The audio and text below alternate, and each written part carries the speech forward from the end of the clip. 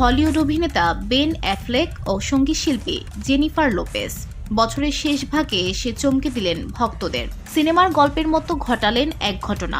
বছরের শুরুতে বিবাহ বিচ্ছেদের ঘোষণা দিয়ে বছরের শেষে এসে আবার হলেন এক। কাটাচ্ছেন নিজেদের মতো করে সময়। খবর দ্য এক্সপ্রেস ট্রিবিউন। সম্প্রতি তাদের দুজনকে ওয়েস্ট হলিউডের সোহো হাউসে দেখা যায়, যেখানে তারা একে অপরের সঙ্গে ক্রিসমাস গিফট বিনিময় করেন।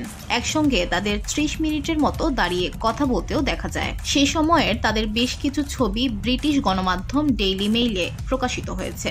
তাদের এমন ছবি প্রকাশের পর অনেক ভক্তর মনেই প্রশ্ন ওঠে, তাহলে আবারও কি এক হচ্ছেন জনপ্রিয় এই জুটি? আসলে ঘটনাটি মোটেও এমন নয়। মূলত জেনিফার লোপেজ এবং বেন অ্যাফ্লেক ক্রিসমাস উপহার বিনিময়ের জন্য এদিন এক হয়েছিলেন। সেখানে দেখা যায় লোপেজ এবং বেন তাদের পরিবারের সবাইকে নিয়ে লস অ্যাঞ্জেলসে ছুটির দিনগুলো উপভোগ করছেন।